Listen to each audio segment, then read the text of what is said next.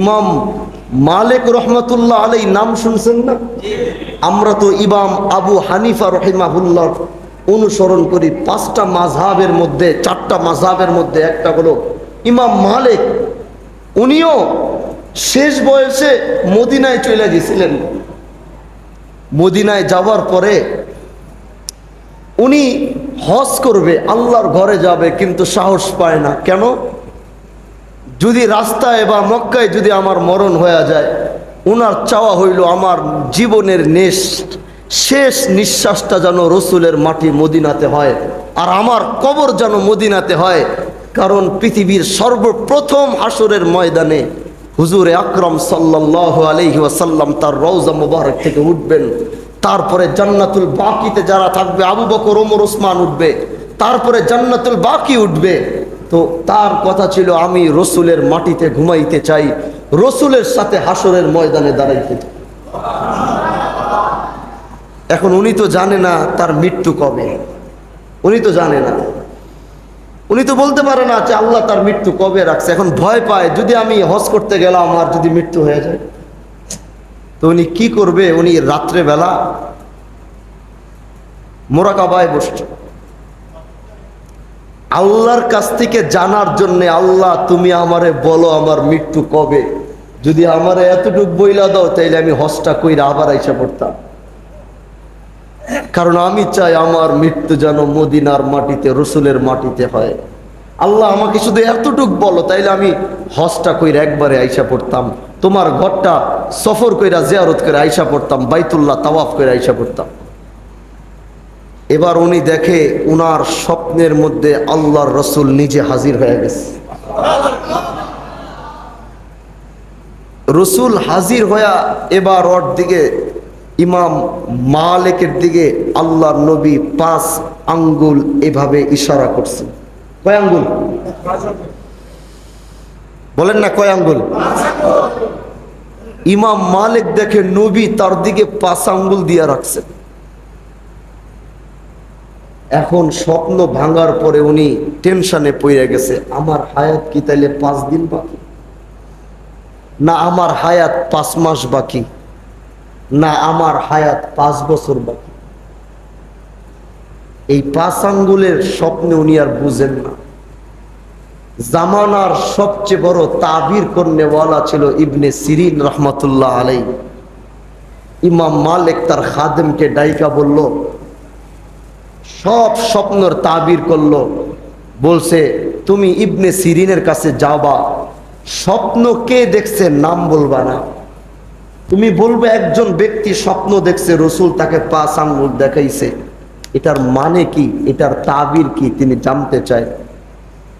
খাদেম সফর কইরা ইবনে সিরিনের কাছে গেছে। যাওয়ার পরে ইবনে সিরিনরে জিজ্ঞাসা করলো, কয় আমি অমুক জায়গার থেকে আসছি একটা স্বপ্নের তাবির জানার জন্যে। ইবনে সিরিন বলল, কি তাবির জানতে চাও? বলে একজন স্বপ্ন দেখছে যে 5 আঙ্গুল নবী রাসূল আল্লাহ নবী তাকে দেখাইছে, এটার মানা কি, এটার অর্থ কি উনি জানতে চায়। ইবনে সিরিন বলছে ওনার নাম কি? বলে নাম তো বলা যাবে না, মানা কইরা দিস। কয় না, নাম বলতে হবে, এটা কে দেখছে? কয় না, নাম বলার অনুমতি উনি দেন নাই। কয় আমি তোমাকে বলি এই স্বপ্ন শুধু এই জামানার একজনই দেখতে পারবে, উনি হইল ইমাম মালিক। খাদেম গেছে ডরায়া। কয় কি? নামও কইলাম না, কিছুই কইলাম না, স্বপ্নের তাবির শুই না ওস্তাদের নাম কয়ে দিছে, মানা তো করছে, নাম তো আর কইতে পারে না। এখন কয় কি? ইমাম মালিক ছাড়া এই স্বপ্ন দ্বিতীয় কোনো ব্যক্তি দেখার মতো যোগ্যতা রাখে না। খাদেম চুপ। বলো এবার। কয় না আমি কইতে পারবো না, আমি অনুমতি নিয়ে আসি। খাদেম আবার গেছে ইমাম মালিক রহমতুল্লাহ আলাইহির কাছে গিয়ে আবার বলো, ওস্তাদ আপনার নাম তো বলার আগে উনি নাম বইলা দিছে। কয় জামানার একজন ব্যক্তি ছাড়া এই স্বপ্ন দেখার যোগ্যতা কারো নাই, আর উনি হচ্ছে ইমাম মালিক রাহিমাহুল্লাহ। কয় নাম কয়ে দিছে? কয় হ, নাম বইলাই ফেলছে। কয় যাও বলো যে ইমাম মালিকই দেখছে। আবার সফর করে আসছে, বলে হ আপনি যার নাম কইছেন উনি স্বপ্ন দেখছে। এবার ইবনে সিরিন বলে ইমাম মালিককে বইলা দিয়েন, উনি যেই তালার চাবি খুঁজে আল্লাহ এই তালার চাবি কোনো নবীকেও দেয়। উনি যে তালার চাবি তালাশ করতেছে, উনি যে তালার চাবি খুঁজতেছে, ওই তালার চাবি আল্লাহ নবী মুহাম্মদকেও দেন নাই। আল্লাহ দুনিয়ার কোন পয়গম্বর কোন রসুলকেই তালার চাবি আল্লাহ দেন নাই। উনি আল্লাহর ওই দরজা খোঁচাইতেছে যে দরজা দিয়ে উনি জানতে চায় উনি কয়দিন বাঁচবে। রসুল এই 5টা আঙ্গুল দিয়া বুঝায় গেছে 5টা জিনিস আল্লাহ ছাড়া কেউ জানে না। 5টা জিনিস আল্লাহ ছাড়া কোনো রসুলও জানে না, কোনো নবীও জানে না, কোনো পয়গম্বর জানে না। এই 5টা জিনিস আল্লাহ ছাড়া কেউ বলতে পারবে না।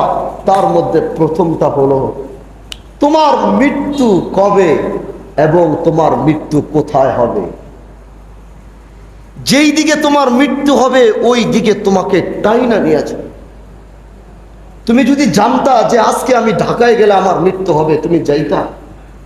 বলে না, তুমি কি যাইতা ভাই? আমরা কেউ যদি জানতাম আমার মৃত্যুর গন্তব্যটা কোথায়, আমি জানি ওই জায়গায় গেলে আমার মৃত্যু হবে, আমরা কি কোনোদিন যাইতাম? বলেন, একজন বলেন, কেউ যাইতো? তুমি কবে মৃত্যুবরণ করবা আল্লাহ এই চাবি দুনিয়ার কাউকে দেন নাই, এবং তুমি কোথায় মৃত্যুবরণ করবা আল্লাহ এই চাবিও কাউকে দেন। কয়টা হইল? 2টা। কয়টা? এক হইল তুমি কবে মৃত্যুবরণ করবা, 2 নাম্বার তুমি কোথায় মৃত্যুবরণ করবা আল্লাহ এই চাবি তোমাকে দেয় নাই। আল্লাহর নবী 5টা আঙ্গুল দিয়া 2টার মধ্যে এটা বলছে। 3 নাম্বার বলছে বৃষ্টি কোথায় হবে, কোন জায়গায় হবে। বৃষ্টি কোথায় হবে, কোন জায়গায় হবে, এটা আল্লাহ ছাড়া কেউ বলে না, কেউ। আমরা আবহাওয়া অধিদপ্তর আমাদেরকে যতই বলুক, আবহাওয়া অধিদপ্তরও মাঝে মাঝে তাদের কার্যক্রমে ফেল হয়ে যায়। হয় কিনা বলেন? হয় কিনা? হয়। এই ঝড় বৃষ্টি কোথায় হবে কবে হবে এটা আল্লাহ নিজে জানেন, এটা দুনিয়ার কেউ। নাম্বার 5, মায়ের পেটের ভিতরে না, প্রথম মৃত্যু কবে হবে কোথায় হবে 2 গেল নাকি? বৃষ্টি কবে হবে কোথায় হবে 4 গেল নাকি?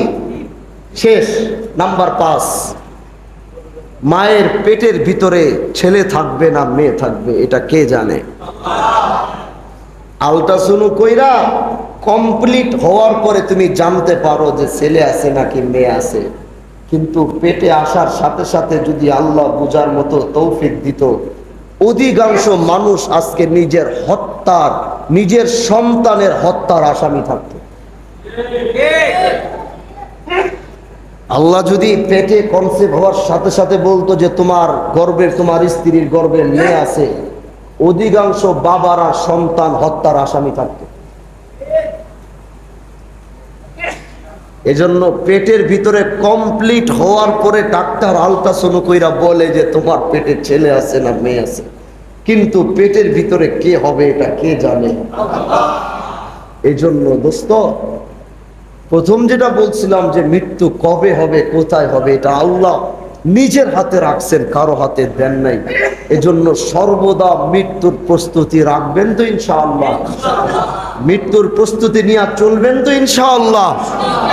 মৃত্যুর জন্য সর্বদা জানাজা হইলে মাঝে মাঝে জানাজায় গিয়া লাশটার দিকে তাকায়া থাকবেন, দেখেন তখন মনে হবে এই দুনিয়াটা আমার না, এই দুনিয়াটা মিথ্যা। ওই লাশের দিকে একটু তাকায়া থাকেন, আল্লাহর কসম মনে হবে দুনিয়া ধোঁকা।